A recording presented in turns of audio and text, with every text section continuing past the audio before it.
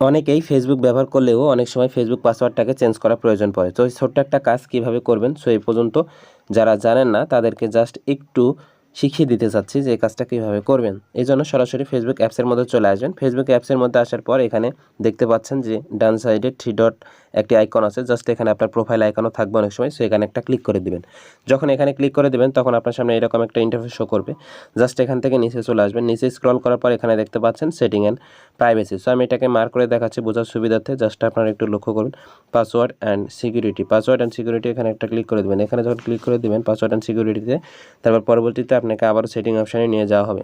So এখানে setting option দেখতে পাচ্ছেন সবার উপরে আছে। সো এখান থেকে এটাও আমি মার্ক করে দেখাচ্ছি, এখানে সেটিংয়ে একটি ক্লিক করে দেবেন। যখন আপনি সেটিংয়ে ক্লিক করে দেবেন তখন আপনাদেরকে মেটার যে অ্যাক্সেসগুলো আছে সেই অ্যাক্সেসগুলো দেখাবে। দেখতে পাচ্ছেন অ্যাকাউন্ট সেন্টার, এখানে সিম ওর ইন অ্যাকাউন্ট সেন্টার, সেখানে একটা ক্লিক করে দেবেন।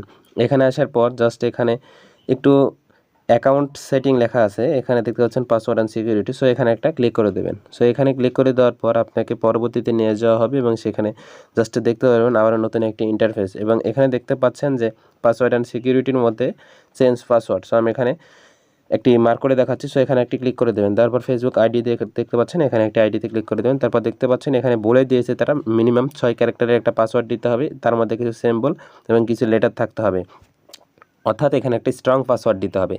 এরপর আগে যে পাসওয়ার্ড ছিল এই পাসওয়ার্ডটা এখানে দিয়ে দিবেন। তারপর এখানে নিউ পাসওয়ার্ডের জায়গায় নতুন পাসওয়ার্ড দিয়ে দেবেন। তারপর রিপাসওয়ার্ডের জায়গায় এখানে একটা নতুন পাসওয়ার্ড দিয়ে দেবেন। এরপর দেখতে পাচ্ছেন চেঞ্জ পাসওয়ার্ড, এখানে একটি ক্লিক করে দেবেন। সো এগুলো সব পূরণ করে দেওয়ার পর আমি পরবর্তীতে ইন্টারভিউতে চলে যাচ্ছি। যেহেতু আমার ফেসবুক আইডিতে আমার ইমেল আইডি অ্যাড করা আছে, এই জন্য আমার ইমেলে তারা একটি কোড পাঠিয়েছে।